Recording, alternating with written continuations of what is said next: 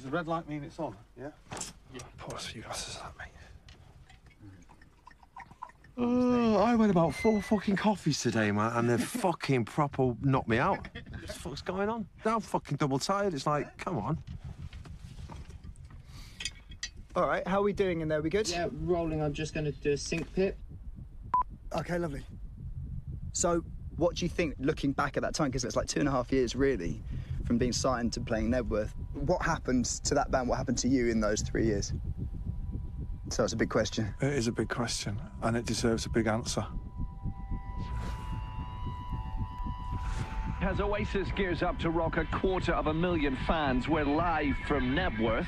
By Sunday night, Oasis will have played to more than 1/3 people in just over 1 week. Hi, this is Jo Wiley welcoming you to a rather special event, the live gig of the decade. In just over 3 years, Oasis will have gone from being a new signing to one of rock's true giants.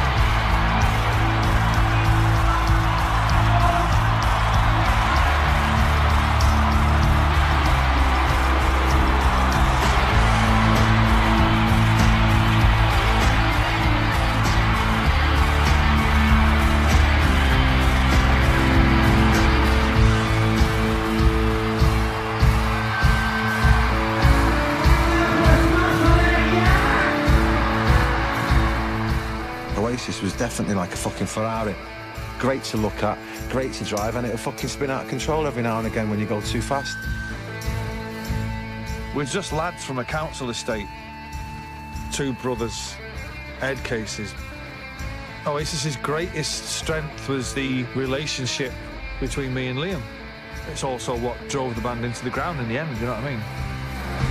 Yeah, we were, now we are. All this confusion, nothing's the same to me. That we were, now we are. All this confusion, nothing's the same to me. I can't tell you the way I feel, because the way I feel is also new to me. I can't tell you the way I feel, because the way I feel is also new to me.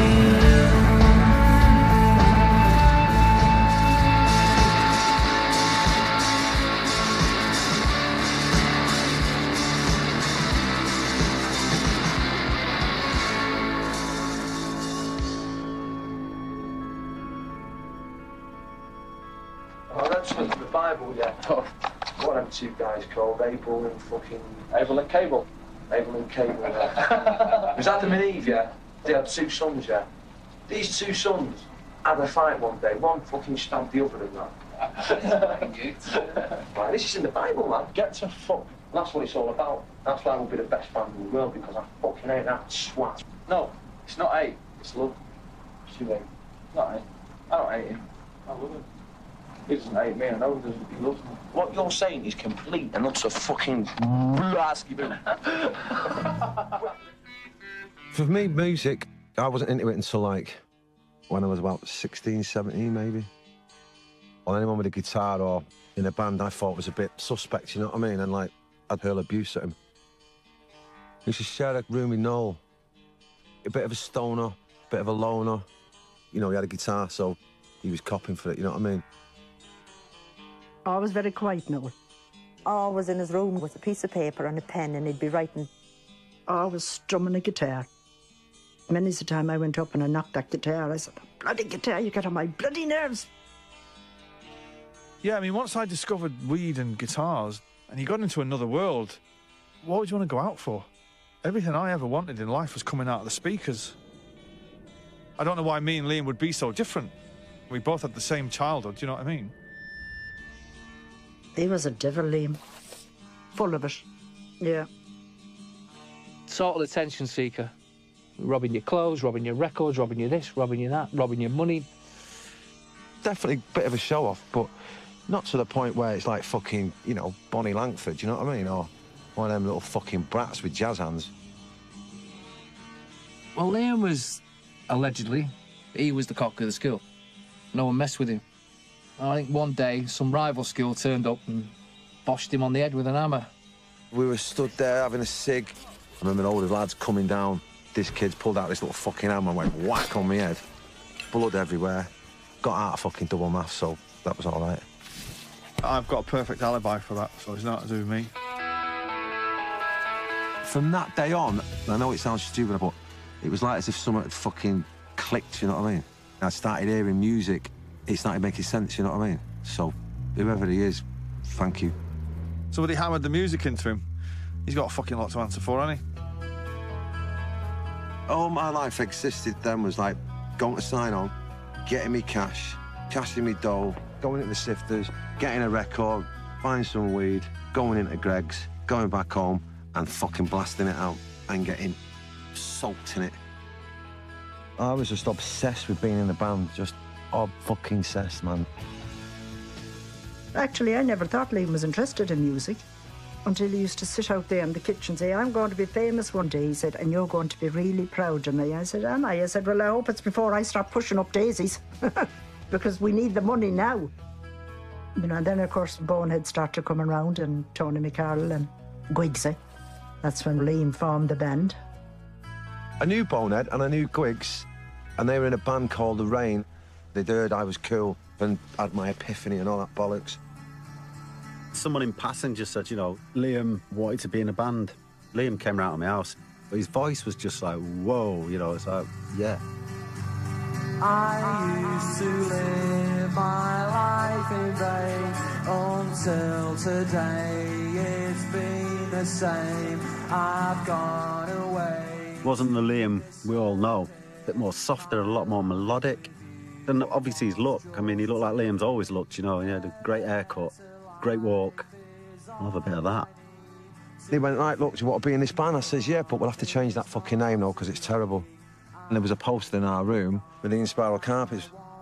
It certainly wasn't about Swindon Oasis. It was like, you know, there was a kebab shop called Oasis. There was a fucking taxi rank called Oasis. It's that fucking name keeps coming up, Oasis.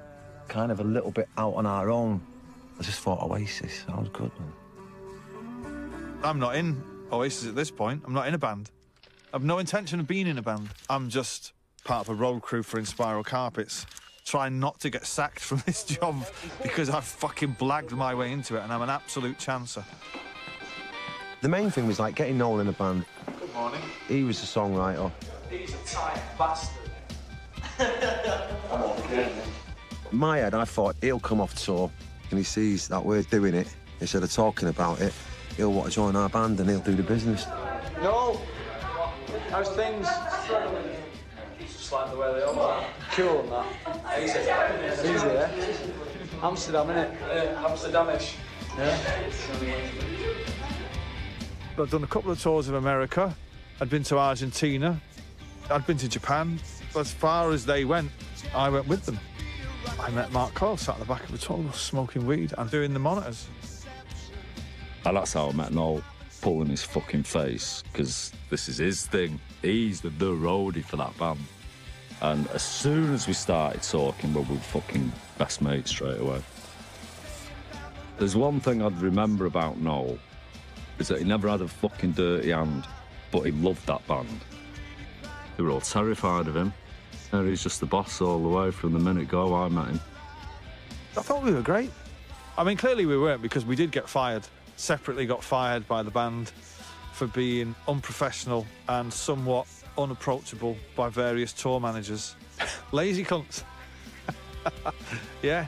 I'd like to thank the Spiral Carpets for sacking him. Well done. We had some great, funny fucking times. I wasn't sitting at the side of the stage tuning guitars thinking, one day this is going to be me. I thought that I'd arrived at that point and that was it. I thought, this will fucking do me. Do you know what I mean? I was doing a gig in Munich. Somebody sound checking a bass drum. Boom. 1, 2, 1, sibilance. Yeah, I used to phone home on a Sunday. Phone my mum.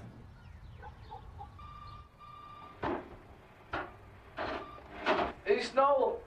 Oh, the phone. Just a minute. Oh, I got it out here. All right. Hello. How are you, Noel? Are you all right? Yeah. Just doing Liam's washing for him. Doing his dirty washing for him. But anyway, chatting away about family stuff, and then I said, how's Liam? Oh, he's out rehearsing. What for? He's not joined the Shakespeare fucking group, is he? Oh, no, he's in a band. What? Doing what? He's the singer. He's the singer. He can't fucking sing. Oh, I don't know now. He said he's the singer. And that was it. And then they kind of got home, and our Paul's going, oh, yeah, he's in this band. They're pretty fucking good, you know. And then they were playing at the local band night on at the boardwalk, and I went down to see him. When I'm young and true, was it me or was it you? Take me when I'm not so strong. Why is it taking you so long? And I was like, wow, fuck, I remember being pretty impressed. They had their own songs, and Liam didn't look that out of place. He's singing. After all the times I sat in our bedroom with an acoustic guitar and you used to tell me to shut up, now you've decided you want to be a fucking singer. No, what you fucking say out before you. You know what I mean? The first thing they said, they kind of said, what do you think? So it's fucking great. And they said, we were thinking, would you fancy being our manager? I was like, what? The fucking are you talking about? No. And they were like, oh, because you know loads of people and all that. I'm not sure about that. I think you get a better manager than me. And then a couple of weeks later, Liam said, come and fucking jam with us. You know, so I went and sat in with them and I was playing their tunes and it was great. And then I think the second time I went, Liam was going, yeah, play him that fucking song that you played us. And then once everybody all joined in and you hear this thing that you've, in inverted commas, written, being played back to you in this room, and it's like, wow, fucking hell, that's amazing. It just went from there, really.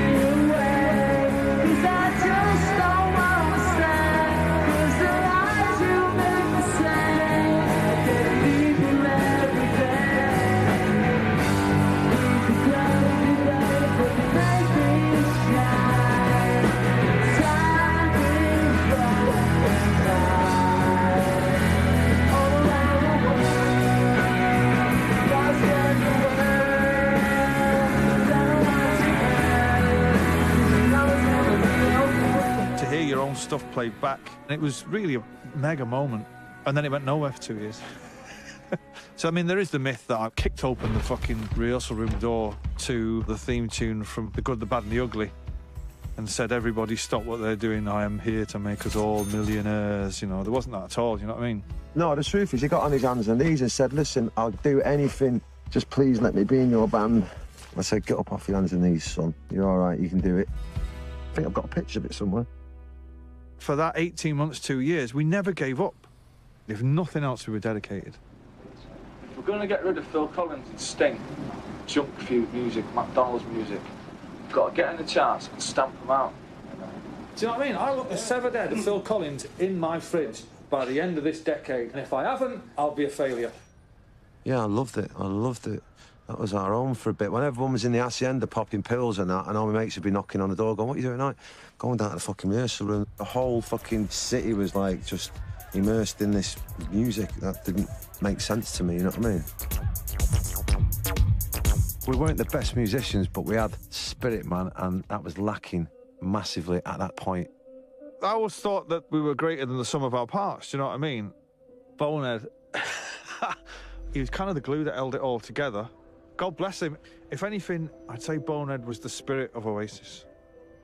He's a top musician and all, Bonehead. He's like, he can play anything. But he's a mental cunt, and I loved his mad side, so me and him would get up to mad shit together, you know what I mean? Griggs brought a calmness to it all. He never got flustered. Loved cricket and Doctor Who and weed and Man City. I'd say fifth after that was being in Oasis. I'd say that came a lowly fifth. Griggsy chilled out motherfucker, man. Lovely lad, but just a complete and utter fucking stoner. Tony was a person that I shared a room in the early days, you know, and I really got on with Tony. Really nice person. Very Irish in his ways, you know. I came from a massive Irish family. Definitely the quiet one. The one that was most reserved. None of them lot had kids, none of them had responsibility. I had a different outlook on life. I always had my daughter in the back of my head. That moulded me. Oasis was going for about maybe 6 months, a year. And I was writing songs just to amuse myself. And then one night I went down with the song and everything changed.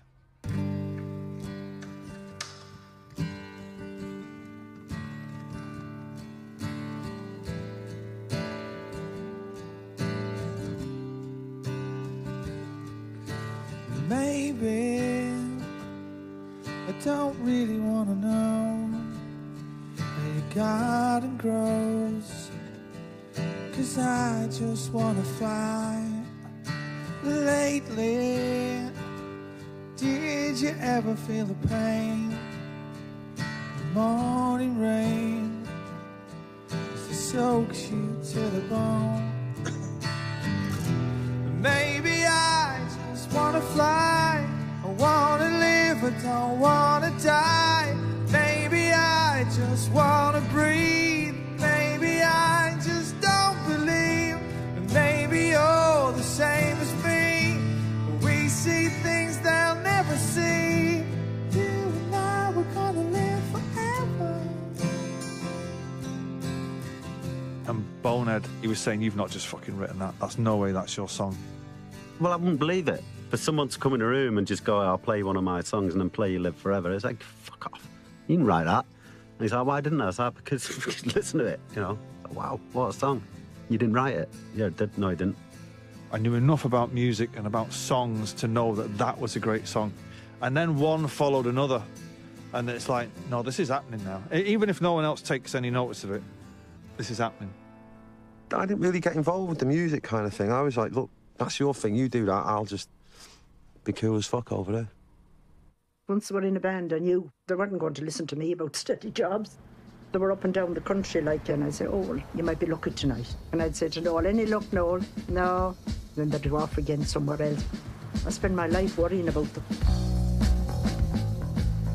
We didn't have one single paragraph written about us, ever. No one even said we were shit. Completely and utterly fucking ignored. I kind of had a feeling it had happened, man.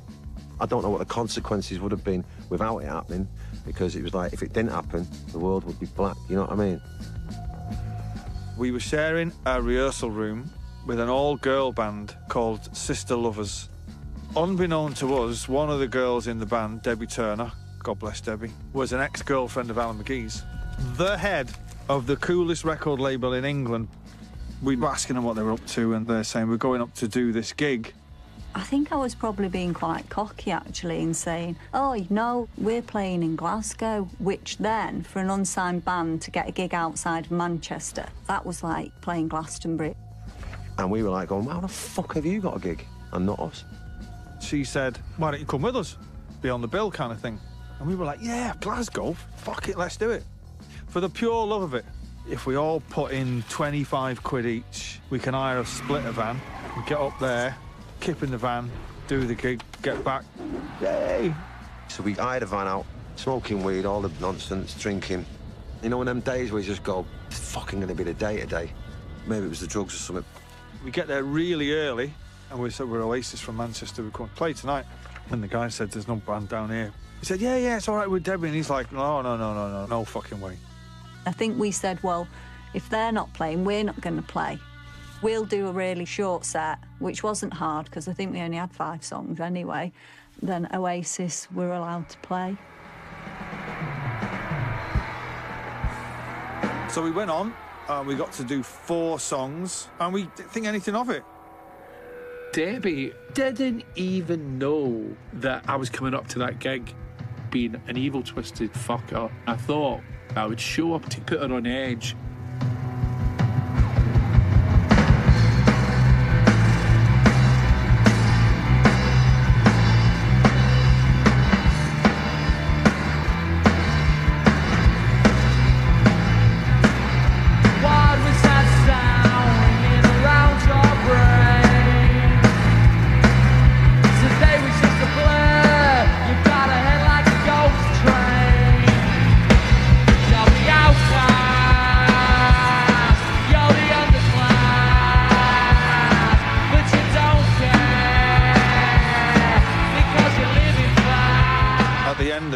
Feedback and a smattering of applause.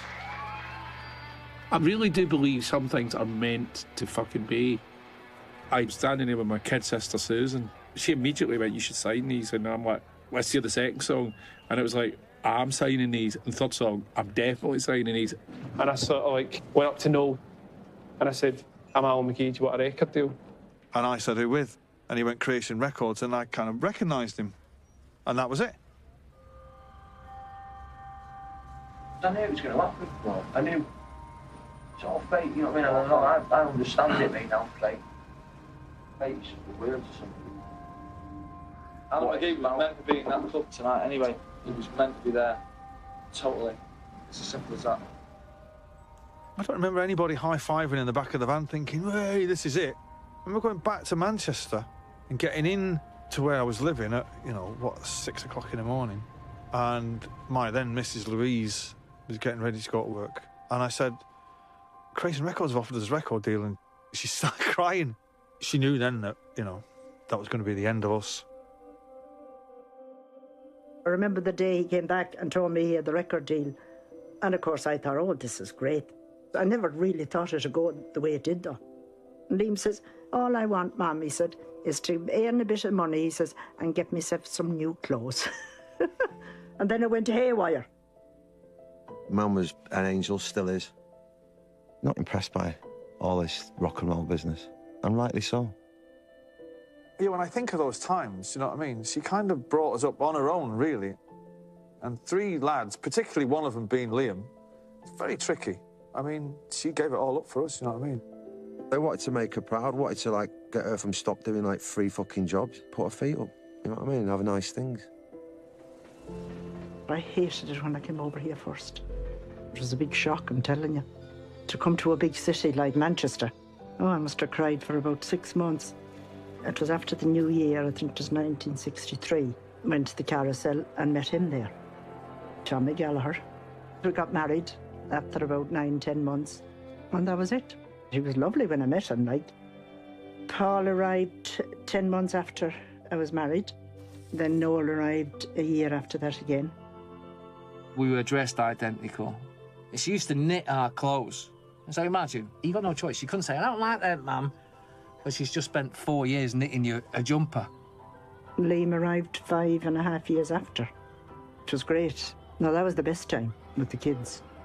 I think there was always that bit of jealousy with Liam and Noel. I idolised Paul and Noel because there were only the 2 of them. And Noel was absolutely beautiful when he was a baby. And then, of course, Liam comes along. It takes the limelight off you. Probably thought, oh, but you could tell the disagreement sort of was there with them. I was glad they were together in a band. I would not have wanted Liam in a band without Noel. But it all happened too quick. Just too quick altogether. Good evening, Great Britain. Hello. Oasis, are you down there? Certainly are. You fancy having a bit of a chat? Go on then. Go on, then. There is a story about you lot getting signed to Creation. Alan McGee saw you in a club in Glasgow, is that right? Don't believe the hype. No, I did, yeah. There was like 7 people there, I think, and he was 2 of them. Right. And signed us there, and then on the spot. Was he drunk? He actually thinks we're the greatest band in the fucking world. He's phoned me up at fucking 5 o'clock in the morning, going, "No, man, we're gonna annihilate the fucking world, man." McGee wanted Bring It On Down to be the first single, and I was fine with that. I love that song. It's punk. You're the outcast, you're the underclassed. You don't care, but you're living fast. I just loved it. I can't say why Bring It On Down was chosen, but it wasn't coming together. I don't know what the fuck was wrong with it, like. I mean, it would become apparent why that session didn't work. It's because our drummer at the time wasn't the most consistent from one fucking bar to the next, never mind one day to the next. And that's his big moment. That's that fucking riff. Just fucking do it in time, son. Fucking hell, we're up against it here. We've not recorded anything. Why I chose to write a new song as opposed to record any of the others off Definitely Maybe, it's still a little bit of a mystery.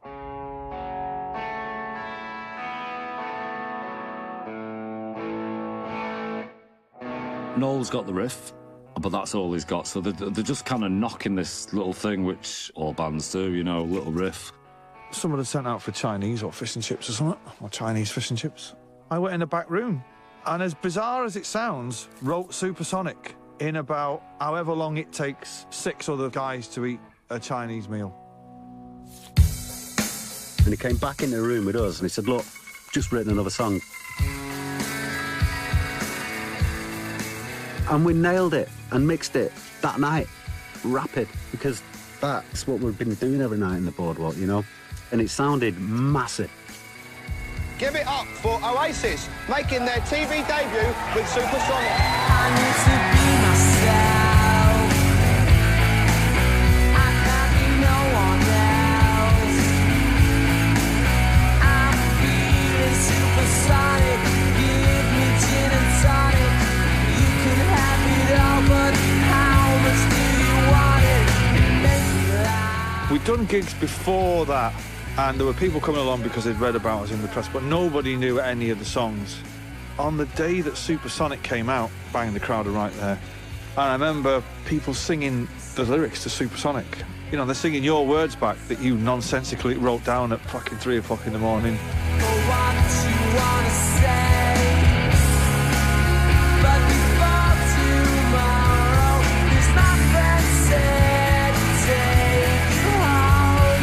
Sits in a car all alone. He lives under a waterfall.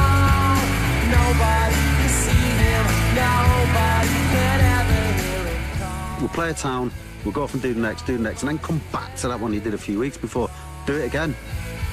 Trouble seems to find us at any given point. We're barred from a full chain of hotels, and honestly, nowhere to take us anywhere. I do remember one hotel, the whole bedroom went out the window. Mattress, pillows, everything. If it moves, fling it. I could never understand it. You know, hotel rooms being smashed up. That's like hard work. You get sweat on? What do you do? Go to bed at 10 o'clock every night? I don't think so. You know, you only get it once. You're going to live it to the full. Have it. And we did. You can't ask a 21-year-old lad to be professional. It's like, I don't even understand that word. What are you on about? I'm feeling supersonic and go to bed at 9:30. Give me gin and tonic, get my head down right about 10:30. Fuck off, mate, you know what I mean? Although we argue and fucking hate each other and all that, because we're brothers, he sings Supersonic and he means it because I meant it. It's about passion. Brothers, man. Family. There was something very different about this band. It just had a devilish, belligerent, filthy little sound to it. Coyley could really mix sound in little clubs. He was really good at making it sound fucking epic. No, I didn't understand what feeling Supersonic meant. But I'm with you, whatever it is, I'd die for you right now. That's how I felt about Oasis. So do you get your friends working for you then so you can tour around in a big group and stuff? No, just so we can exploit them. The thing is, if we didn't have them working for us, when we were away, they'd be burgling our houses. So it's best to have them on the road. You're being hyped as the best band around at the moment. Is all the hype true?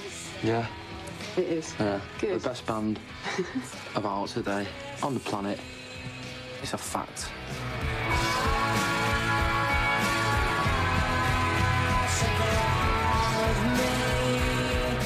We're in a band, we're into football, we're into taking drugs and meeting women and all the rest of it, right? And we won't deny anything that's been written about us. Why should we? They want to write about it, fine. Our music will stand the test of time. That is a fact, right? All this media hype and all this thing about us being this, that and the other, right, will be dead in a year's time. Everyone will forget about it. The records that we make will be in the shops forever. Sing along with me. A couple of friends of mine from Manchester suggested I go and check the band out live. You know, as soon as I saw them play, I didn't have any hesitation in getting involved. Since then, it's just basically the rise and rise of Oasis. It's the sort of thing rock and roll myths are made of, really. It was a wild tour. At one point, we're going to Amsterdam to support this band from Wigan, The Verve, our first international gig. So this guy picks us up in a van, and he's going to be our roadie, Jason Rhodes. Say, Jack is a brush. Smart as a fucking dust. Marcus got in touch, went, right, you want to come to Amsterdam? I went, yep. And I said to him, all right, nice to meet you, fucking forget that. Did they give you a float? And he's saying, no, that's for petrol, so never mind petrol. And we took the float off him and then spent about an hour driving around Manchester getting drugs and then set off. Get on the ferry. I don't know how we get on the ferry because we're pissed, but we get on this ferry. As fate would have it, there was a load of West Ham fans on this overnight ferry. It's got a casino on it and a fucking nightclub. The Thursday night ferry to the Dam. Who goes to Amsterdam on a ferry for the weekend? What kind of clientele? The drink of choice for a few hours, champagne and Jack Daniels slammers. The next thing is that sporadic fighting is breaking out all around us, really. Liam is very excited by the prospects of a lot of chaos going on, and he goes and joins in. Yeah, it was fucking mayhem, man. I loved it. You can see him running through the windows along the deck. He's having a great time. He looks like he's in a school playground chasing leaves. Liam at one point said they ran to a casino and he flung all the roulette shit off the table as he was running past. Then as a fight broke out, and all I remember was it was a bit Benny Hill. The next time I see him, he's still running, but he's got policemen running after him. Someone's punched someone, someone's kicked someone, someone's got nicked, and then we're handcuffed, sent down to the bottom of the boat. We get locked up. Woke up next day and I spoke to the customs and I said, look, you know, I'm kind of missing 4 people. Do you know where they are? We were heading back, not having any money, couldn't phone anyone, couldn't do nothing. I remember getting to the hotel and having to ring Marcus and Alec. And they're going, you fucking what? You what? And he says, you've fucking blown it, you've blown it. But that was punk rock, man. Management, fuck them. Never listen to a word them clowns said anyway, you know what I mean? I called McGee, and I'll never forget this, and this is another reason why I love McGee. I said, are you sitting down? I've got some news. Everybody's been arrested. The only word he said was, brilliant. A hell of a start, that, innit? That's great first day at work. Love it. Oasis were deported from Holland last week after they were involved in a drunken brawl on a cross-channel ferry. The Creation Act were forced to... I thought it was great. That's how I want my rock and roll stars to act. Stick up for themselves, get in a bit of shenanigans, and that's it. We live to fight another day. To me, it felt right. The thing about getting thrown off ferries, blah, blah, blah, getting deported, is something that I'm not proud about. Well, I am now. Right, well, if you're proud about getting thrown off ferries, then why don't you go and support West Ham? Get the fuck out of my band. These lot think it's rock and roll to get thrown off a ferry. No, don't. To get... Shut up. These lot think it's rock and roll to get thrown... Shut the fuck up, man. These lot think... And we're going to have to say this, Fat, are you going to shut up? Being portrayed as young hooligans. Do you think that image is fair? Is this my question? This is your question. Right, I ain't a hooligan. I'm not a hooligan. Right. Obviously, once you get that reputation, there's always someone who's going to go, well, I'll show them. If they'd have never been in the paper having a ruck, that probably wouldn't have happened.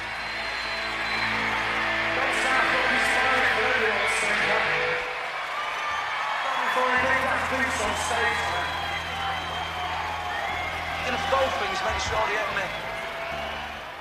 There was a full section of a tour. It was just going off every night. I felt that people were turning up to cause trouble. It's getting me down, if I'm being honest. If you're thinking a bit of a geezer, right, remember through the fucking bottle, let's have you up here and I'll slap you in front of the crowd. I'm not here to get fucking pissed on, mate. Fucking coconut star. We were getting the reputation as these bad boys of rock and roll. That's all fucking great. But can we talk about the music first? I think any band worth their salt is not about just the music. If you haven't got that kind of behaviour and you've just got great tunes, then you're fucking pretty boring as far as I'm concerned. It's about both. When both come together, you have greatness. We showed their video a good couple of months ago. They've wasted no time in releasing a new single, Shaker Maker. Noel and Liam from OASIS. Right. Thanks for interrupting your hectic schedule. What's it like being brothers in a band? You're speechless, look at that. It's all right, I think it's all right, mate. I think it's very, very funny. I mean, if you row, what sort of Really? things do you row about? Everything. Everything. We don't even have to row. All we've got to do is look at each other in a certain kind of way, and we row. Without even, like, opening our mouth. It's just going inside our heads, you know what I mean? I hate the term sibling rivalry, but that's effectively what it is. I know my brother better than anybody else. Liam's like a dog, and I'm like a cat. Cats are very independent creatures. They don't give a fuck. Right bastards. Dogs just fucking play with me, please. Fucking throw that ball for me. We fucking need some company. It's as basic as that. Can't change the way that you are. So finally, aren't all members of OASIS expendable apart from you and Liam? Anyway. Even Liam's expandable. I'm a cat, okay? That's just what I am. I've accepted it. I'm a bit of a bastard. I don't know. That's just sort of moving, isn't it? Might go far more now, it's just like that. What can I say? You know, I'm a bit of a cunt. They're two brothers, grew up together. One's one way, one's the other. Noel has a lot of buttons. Liam has a lot of fingers. It's that simple, really. It's about a power struggle, is what it is. It's about me being in charge and everybody directing everything towards me and Liam being pissed off about it. That's basically what starts it all. I think it all stems down to when he bought a stereo years ago when we shared a room. And I think one night I'd come in pissed and I couldn't find the light switch, so I pissed all over his fucking new stereo. I think it basically boils down to that. He's held that grudge. You need to let go of them grudges, brother. Democracy never works in a band. It's been proven a million times, and the trouble with OASIS is you had two people vying for the Prime Minister job. That tension, that antagonism, it drove that band. And it killed that band, is what he did. No lifting of the arms. He's got a better stance than me. He's a dick official. Yeah, but anyway, right.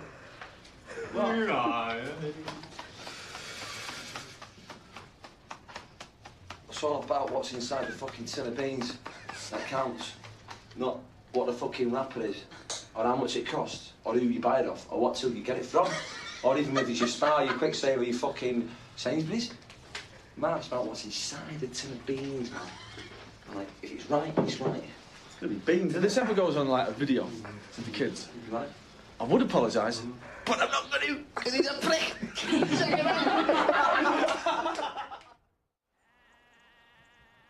One, two, one, two, one, one, two. When people go, oh, what's the best thing about OASIS, was just getting that chance to record our album. Because we knew we weren't going to fuck it up. We were ripping, man. So, we've been to Mono Valley, recorded what we thought was a great album. Everybody else surrounding the band kept chanting this mantra, oh, it doesn't sound like they do live, it doesn't sound like they do live. And I'm like, well, who does it fucking sound like? Spandau Ballet?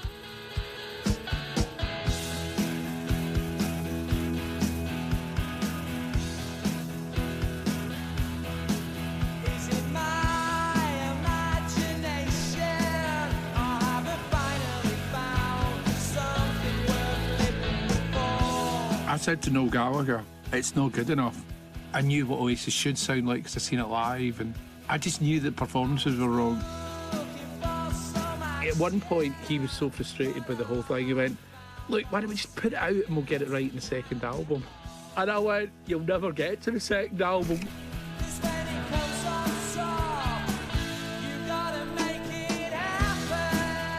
It was not happening. The pressure was definitely on. I phoned up Marcus one Saturday morning. I really trust Mark Coyle to make it. I do. Well, he just knows. Yep. You know? He'll fucking create the sound, I think. Do you know what I mean? You know? Yeah. No, I was like, oh, look, fucking hell, it's done, you know, let's move on. Yeah. He just wants to get on with it and finish it. Yeah. I'd be interested to know why they took that risk, just putting me in charge of that. No track record whatsoever. The thinking is, who does the live sound? Mark does. So let's go do it live. Time for plan B on Definitely Maybe. Thank God for that, you know, because we all knew that Coyle understood it. He got us. He always made us sound how we should sound. We hit upon this system in the sawmills. Everything was crowded round the drum kit. We just do 3 takes of each song and then move on. I would have thought that album was recorded in 3 days, maximum. But I started mixing and didn't really sound very good. I think at that stage, I took it as far as I could. I do remember taking a cassette, the final mix that we did with Mark to McGee's flat, and sensing that he was completely underwhelmed by it. And me thinking, fuck it, I give up. Marcus announces that he's going to get Owen Morris to do a mix on spec. Marcus got me in, because I don't think he knew anybody else. So I was very lucky to be in the right place. And I'm thinking, well, what has he done? You know, I don't get it. He did one mix, and it was just outrageous.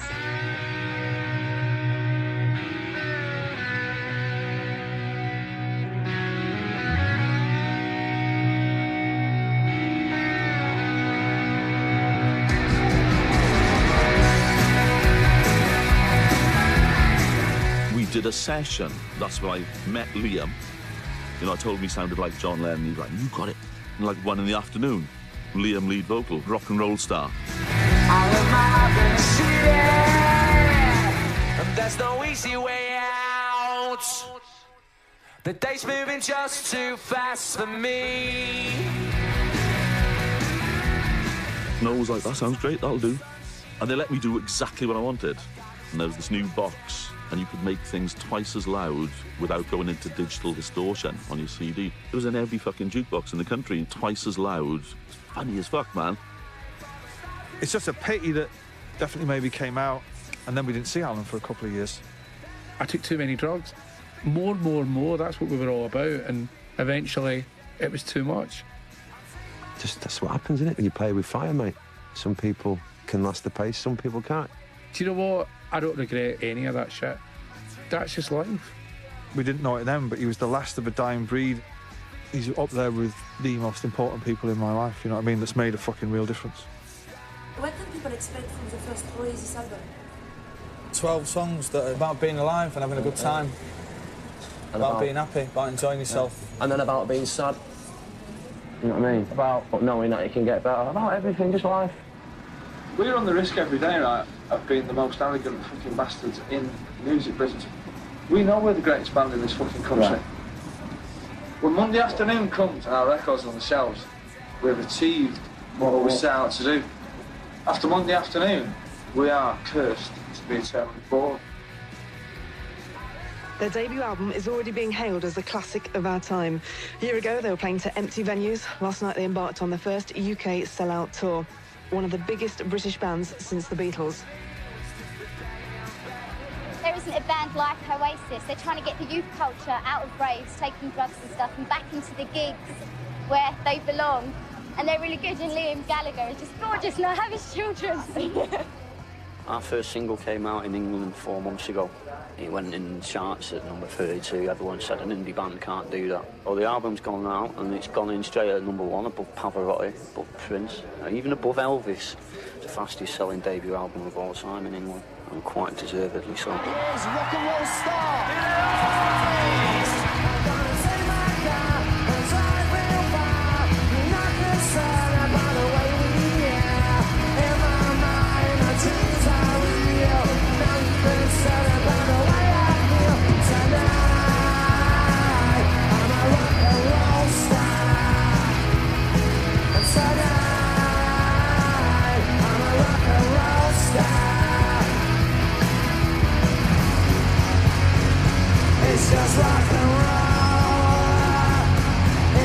rock and roll.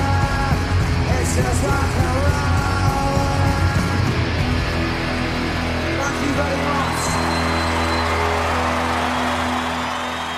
We can never predict the future. It's not up to us, you know what I mean? All we can do is write and record. But as for 1994, oh, this is our year, without a shadow of a doubt. No one can touch us this year.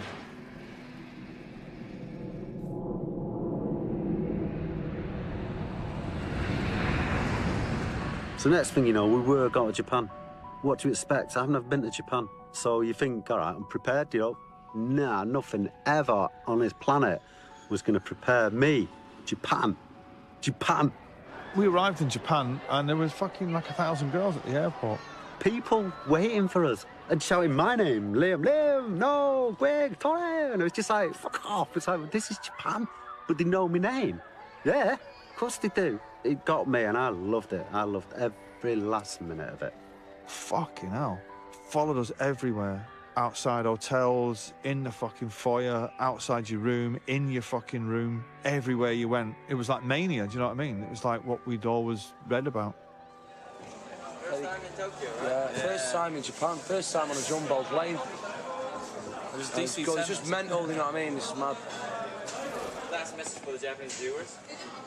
It's just all off your heads and it's mad and it's stop. I love yous all. I absolutely love Japan. It was fucking mayhem. Griggs wasn't too keen on it. He was like, oh, it's not what they're fussing about. I'm like, ah, me, you fucking lunatic. That's what they're fussing about.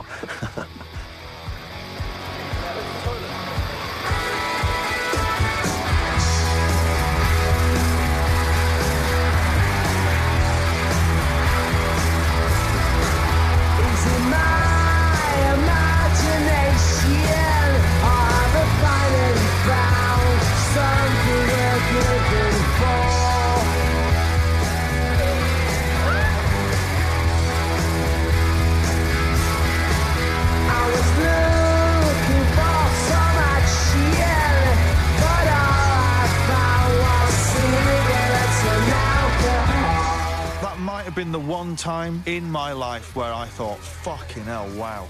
How has it landed here? Why are all these people who don't speak English obsessed with it already before we even fucking plugged in and played? To spend your days in the sunshine, you might as well be the white eye, 'cause when it comes on top, you gotta make it happen.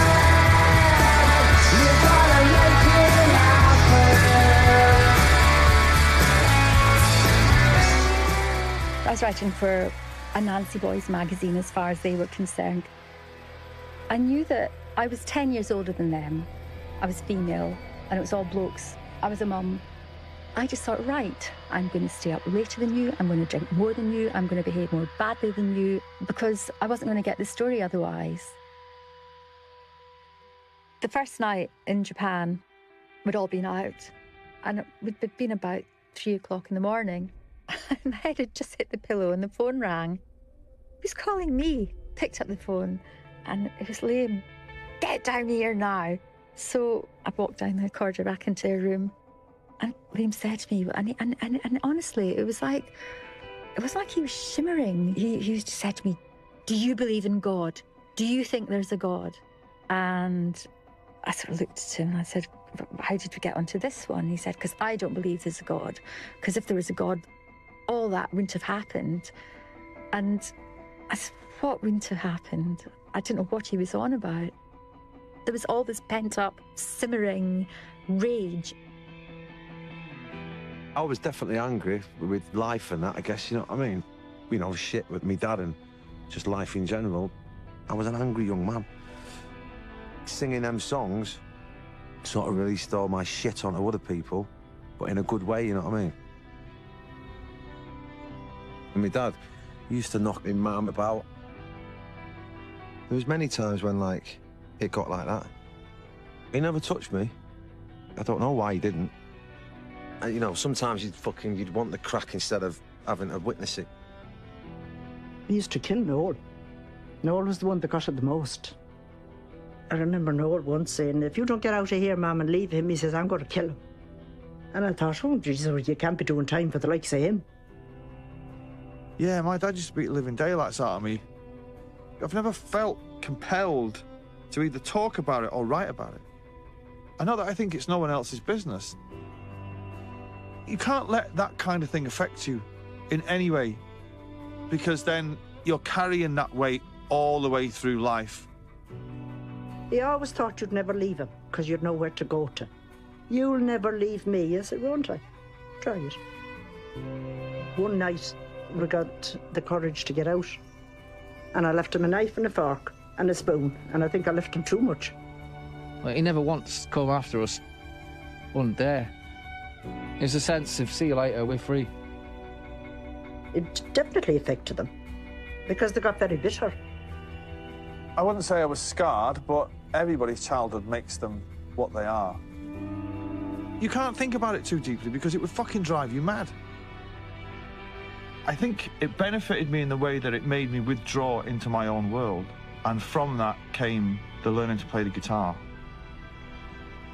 I guess in some way, my old fella beat the talent into me.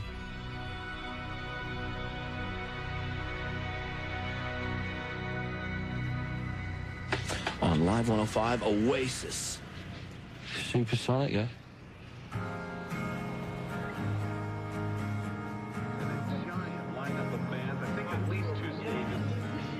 The contrast of getting on a plane and coming from Japan, where the mania was like fucking blam, then getting to America, where nobody had heard of us, that didn't freak me out. I was ready to start again, you know what I mean?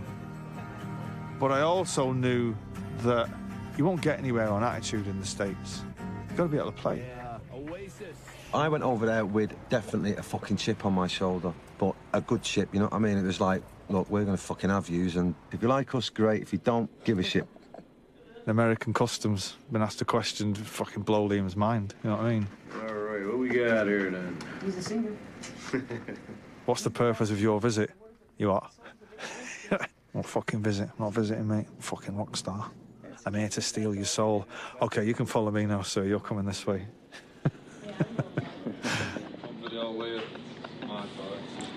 There's all this pressure that's on the bands to break America as well, you know. But breaking America quite often breaks the fucking band because they're that concerned about it, and it's that vast. Fuck me, man. You have a good time and all that, but I'll tell you what, when you get home, your carpet don't look the same.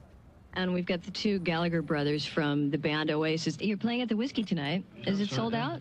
Of course, Do you know? it's sold out. Okay. And what have you been doing? We've just been doing loads of interviews and gigs. Working, and Melissa's been making us work that hard. She's on top. I think what they said was there were some interviews and hanging out and doing work and stuff. So you're right. I'll be the translator here. Doodle, doodle, poodle, doodle. Take a root, boo. Anything else? Someone had discovered the joys of crystal meth, which is effectively like ninja speed. It's not even fun, you know what I mean? It's a fucking horrible drug. I don't know who fucking got it, but it was there, and we all thought it was coke. And we were doing big fucking lines of it, and it just fucking kept us up for days. Everybody had a dig at it. The only problem with that is that you couldn't get sleep. You couldn't sleep, right? I don't mind having a dig at anything, as long as, you know, come about 10:30 at night, cup of tea and go to bed. The Whiskey Go-Go on Sunset Strip, fucking hell. It's the most famous club in LA. We get to the sound check, everybody's been up all night and looked like it. All right, LA, Whiskey A Go-Go, this is the spot. The best band in Britain. I say they're the best band in the universe. None other than Oasis. All right, Oasis! Do you love it? This one's called Rock and Roll Star.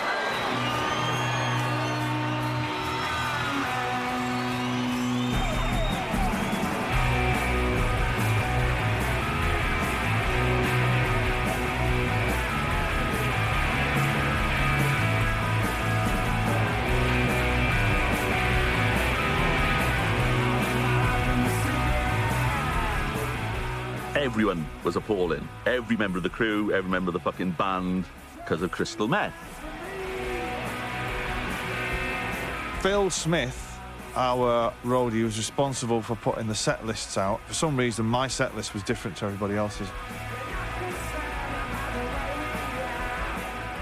They were all playing different songs at the same time. Whoa, what's going on here? It was a shambles, man. It was an absolute fucking shambles.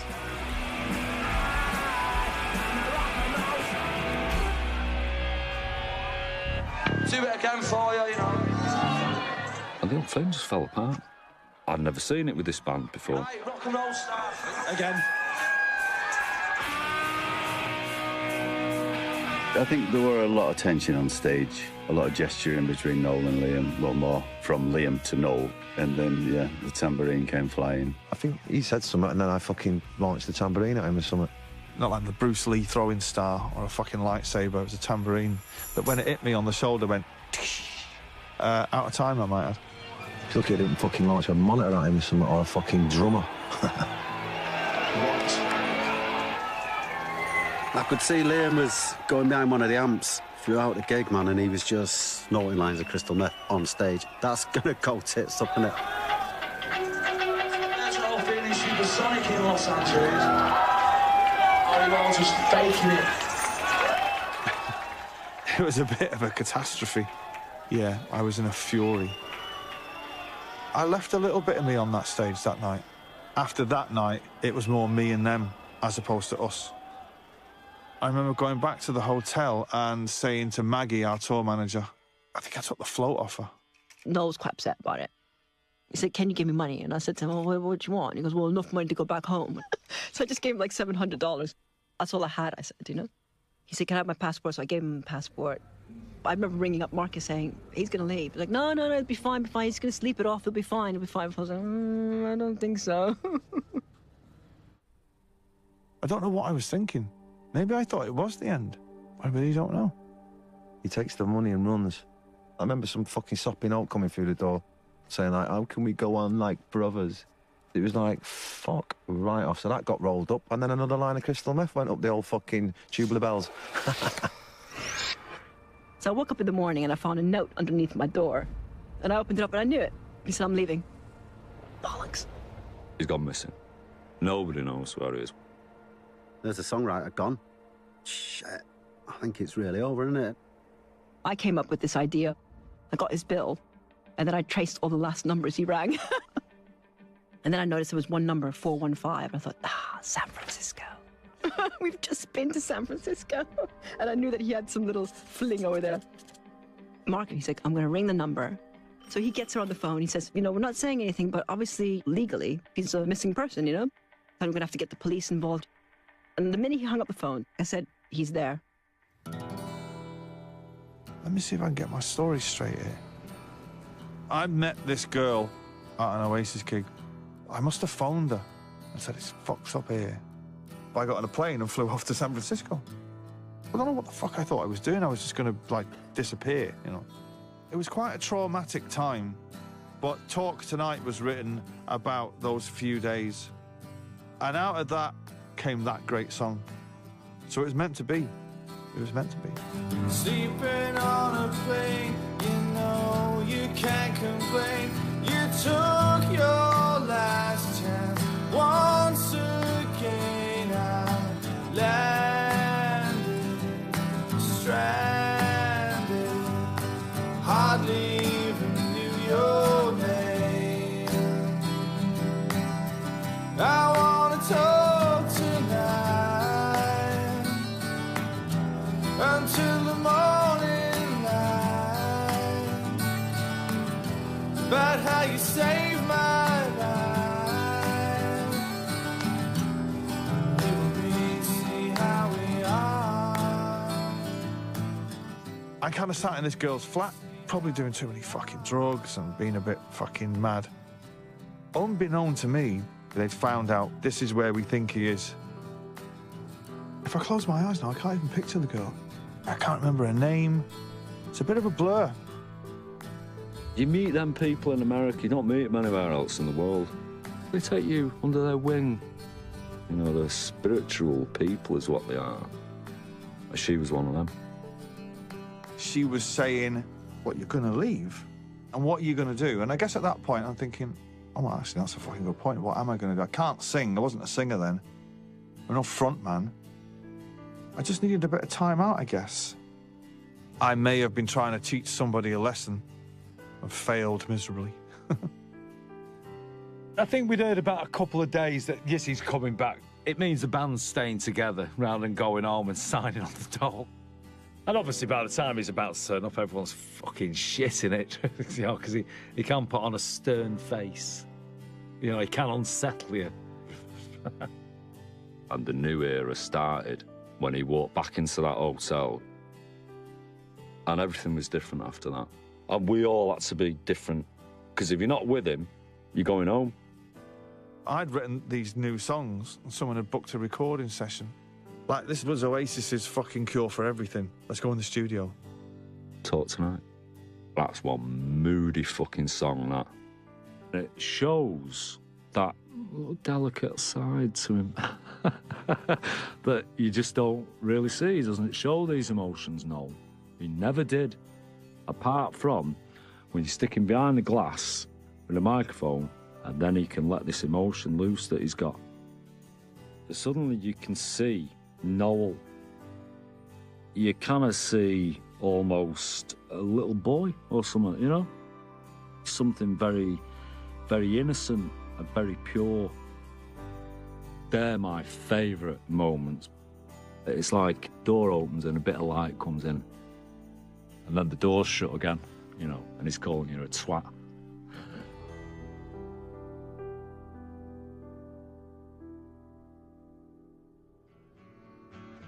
Some might say the sunshine follows. In those days, I would write every day because I was fucking so driven.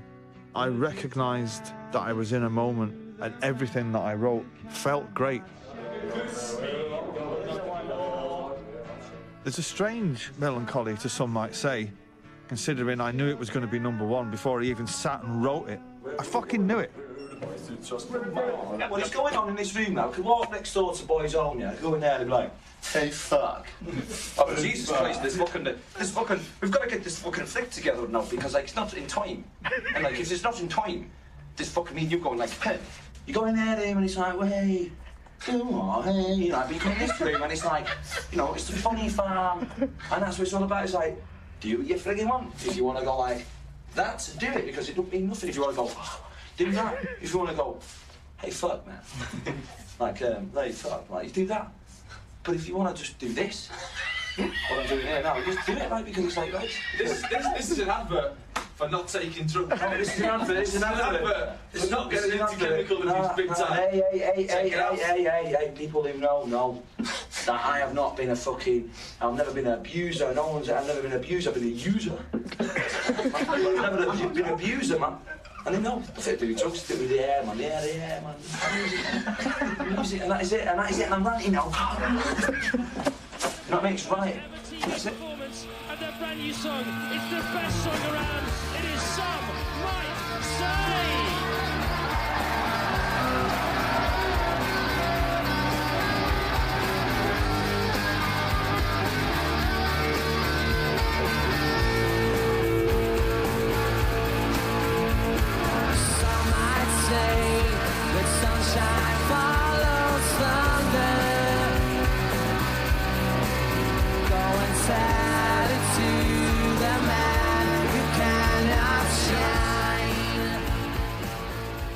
Yeah, and that was Tony's last gig. Yeah, I'd probably made up my mind knowing that Champagne Supernova was coming up and Don't Look Back in Anger and Wonderwall, that he wasn't going to be able to play those songs. It became apparent recording, definitely, maybe. We spent a lot of time fucking about trying to get the drums right, and it was never right. When we were doing Some Might Say and stuff, Noel was like to me, it's fucking last time he's ever in the fucking studio. I was going to Tony, you've got to get your shit together, Tony. Or bye, Tony. Drummers are really smelly, useless, talentless losers, man. I mean, fancy having a job where you bang things all day. That's like orangutans do that, don't they? And gorillas and monkeys and that. They just bang things, like bang dustbin lids on their heads and all that. That's what they do, isn't it? And drummers just do it and get paid loads of money for it. Fucking sack 'em all drum machines, I say, man. I'm telling you, can't wait till I'm in a dance band. Press the button. Doesn't answer back, don't have to feed it, don't have to pay no money, don't have to buy any drugs, don't have to get any women, don't have to do nothing, put it in a flight case and fuck it in the back of the truck and then speak to it again. As it went through that American tour, it got really nasty with Tony. and you'd have to feel for the boy. I'd hold my hands up and say I give him a terrible time as well. I shared a room with him. Tony would just pour it out like, fucking hell, Bonard, you know, people are getting at me and people are doing this. Hard for me, you know, to be the guy in the middle. Maybe I'd talk to Noel or talk to Liam, look, go easy on the guy, man. There was quite a reserved guy. I think people might have looked at that as some kind of weakness, but no. I didn't want to be the leader. I'd sit back here and do my drums. You know, like when a pack of feral dogs exclude one puppy? It became like that, I think. Our kid, I just think, made his mind up, you know what I mean, and just didn't fancy him. He's not going to be able to do these next songs, or I don't want him to do it, you know what I mean? Yeah, I mean, I was gutted for him, but it is what it is, man. I had an argument with Noel. He said something and I finally went, fuck you, mate, you know what I mean, fuck off. I told him in no uncertain words what I thought of him. I kind of regret that a touch. We might have had words. It's quite likely, I don't know. Whatever he says is probably true. I wouldn't deny it at all. I was at home and Marcus phoned. He says, he sat down. Listen, I've got some bad news for you. The band want you out. I was shell-shocked. Still, to this day, it's with me. I think about it every day, believe it or not. Hard for him, you know, poor old Tony, but all of a sudden it's like, shit, we need another drummer. Paul Weller's drummer had a brother called Alan, and I was going, right, cool, I'm asked, what does he look like? Smedley little mod. Cool, let's get him down here. And I'd never met this guy before. He starts talking about the drums, and I'm like, I'm fucking not interested in how you can play. As long as you look the part, you'll do. By the way, you're doing Top of the Pops on Wednesday. And that was his first thing. Some might say we will find a brighter day. Some might say we will find a brighter day. Yeah, 'cause I've been standing at the station in need of education in the rain. You made no preparation for my reputation once again. Some might say. Morning Glory was incredibly quick and easy. Rockfield, the Posh Studio, fucking Queen and all that, fucking Bohemian Rhapsody and all that. Hello. Don't film me, Tim. Seriously. He's giving birth. I'm fucking knackered. Right, let's play this track. This is the nerve centre, the bridge, as we call this. Full steam ahead. Oh, I don't know where a fucking light is. I don't know where anything is at the moment. But you know where the top is, don't you? Because that's where we're going, Maurice. The topmost and the most poppermost. Noel had songs in the arrangements, and he was totally in control of the band. So that first week of Morning Glory, we were doing a song a day. Finished. Extraordinary. He is like God, isn't he?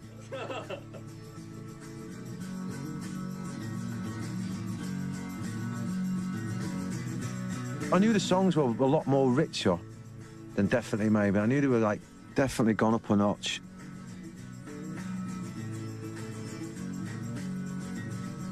I loved Owen, mental Welshman. He was always setting fires shit and things were always blowing up because he had it too loud. No rule book, with his big mad laugh going, yeah, let's fucking have it. They were the best times I ever had recording. Sounding gorgeous and sexy and I'm up for it. all that. Gotta be your priorities, right? It's only a football, man. You're fucking losing the league, man, for it. Liam was extraordinary. And they had this freaky thing where Noel would play the song once on acoustic guitar in the control room to Liam, give him the words, and he'd fucking sing it. Noel would listen to it once to check Liam's got the phrase in for the entire song that he's only just heard the once. Noel would go, nice one, Liam. And there was always football on when Oasis were recording. Noel would fuck off, Liam would just bang another 4 tracks down. This would be like 1 in the afternoon. Cup of tea, lead vocal, done. You're like, what the fuck? You know, he's only heard the song once. 5 songs, 5 days, man. Fucking amazing. Slowly walking down the hall, faster than a cannonball. When while we were getting high.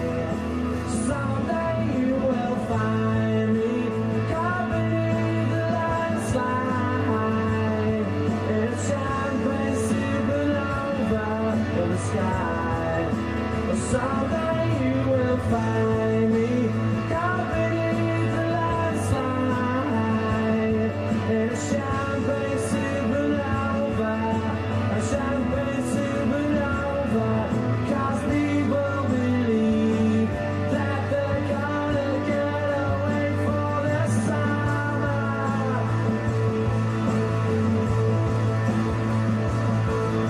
But you and I will live and die. The world's still spinning round. We don't know why.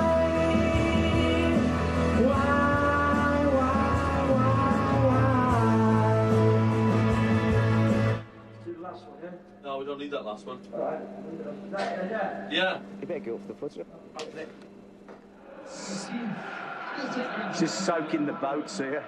The boats of the blues. Hold on, man. Thank you. The fucking curse of United.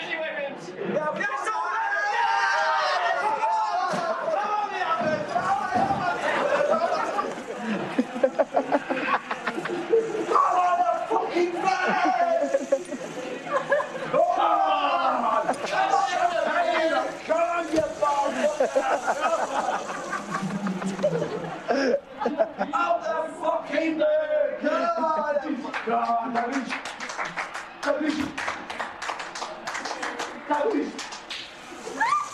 Come on, then! Good times, man. Loved it in that place.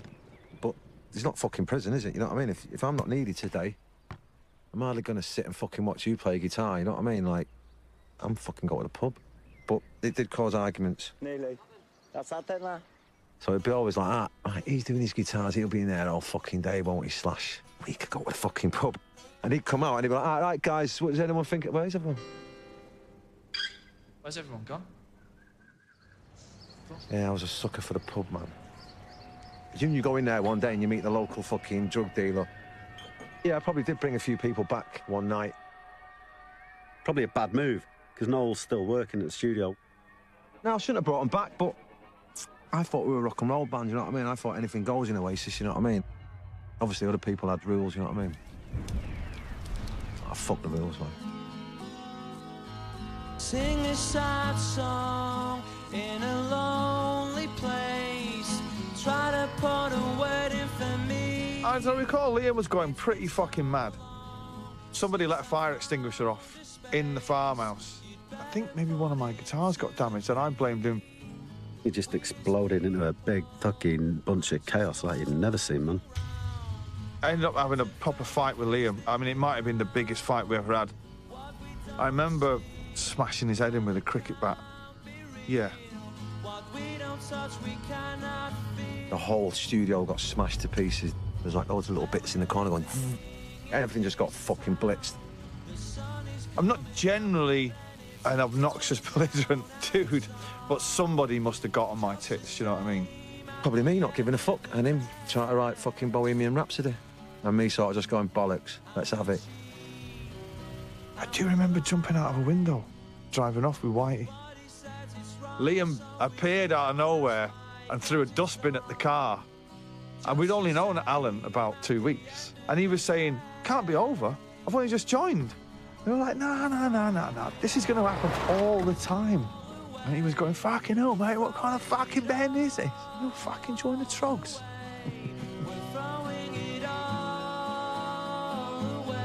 Yeah, terrible.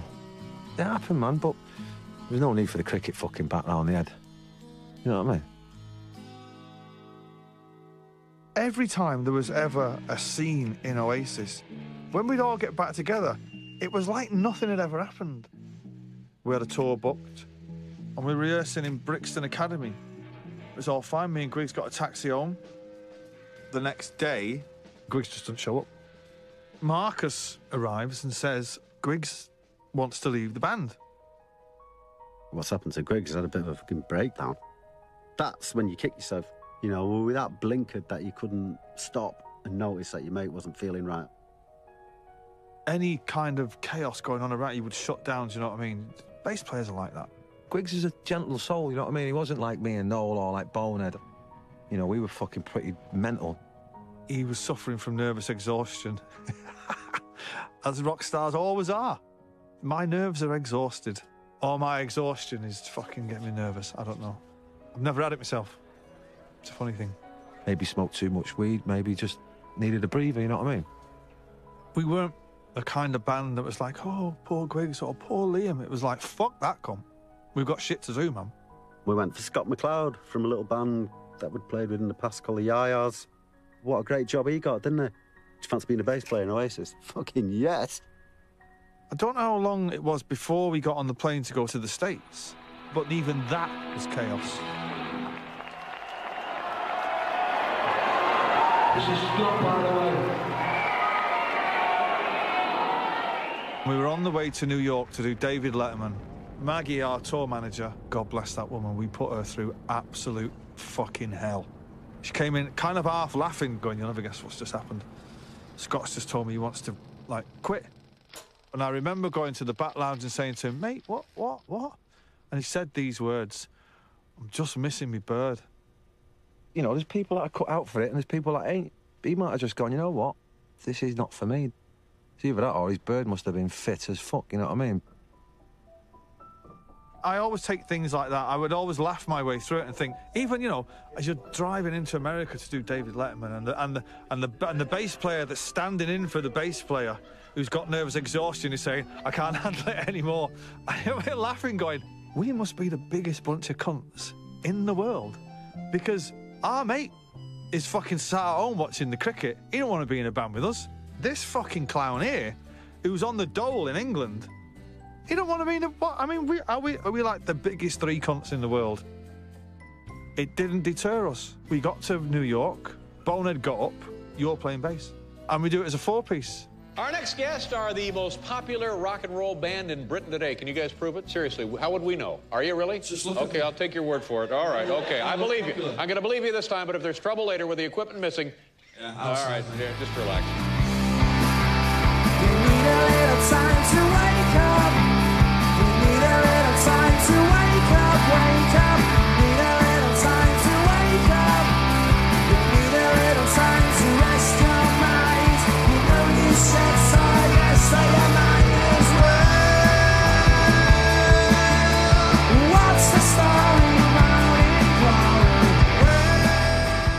Being in the best band and the most important band of your generation shouldn't be a walk in the park, you know what I mean? We come back to England, you've got these gigs coming up, they're sold out. They're going to be monumental. We didn't have a bass player. Radio 1. The biggest ever indoor gig in Britain will rock the capital tomorrow night as Oasis roll into London. They'll play 2 blistering sets over the weekend at Earl's Court in front of nearly 40,000 fans. Hey, Noel. Hello. Rumours of a split or what? A banana split, yeah. Yeah? Where's the rest of the band tonight, then? Who cares? Marcus was saying, we'll just cancel everything, to a chorus of, whoa, whoa, whoa, whoa, what the fuck? That's not how we run shit. If my fucking mum has got to play bass, that gig is happening. I think we gave Griggs first refusal and said, are you going to do this gig or what? I remember just getting a message like, Griggs is going to come back and do the gig. Hallelujah. But then there was a part of me thinking, guys, you're going to come on and just collapse. It was pretty hairy. We never fussed about it. It was like, have a nice fucking rest, did you lazy fucker? I didn't even know you fucking gone. What, you had a fucking breakdown? Fucking, when did it happen? Look, Oasis wasn't for wimps. So I was glad Griggs came back, you know what I mean? He was part of the band, but the show must go on.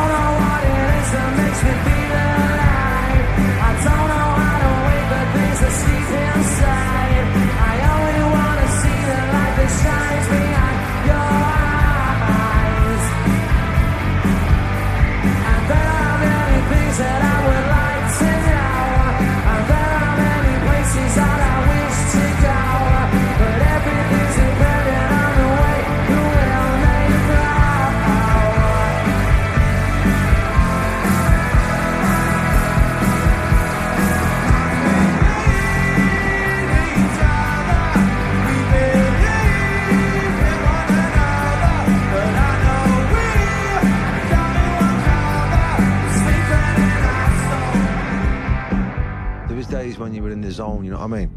Where you just stand perfectly fucking still while there's all this chaos going on around you, and all these kids are just fucking leaping about, and the sound's like pumping, roaring.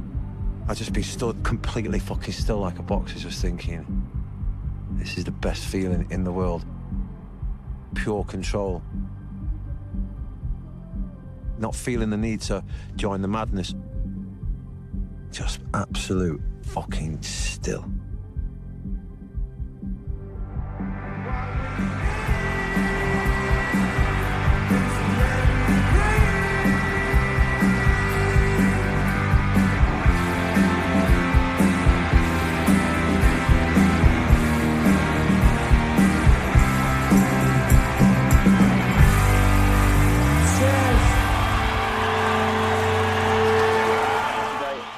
Liam Gallagher, Sunday, pre-fucking the Liquid Room.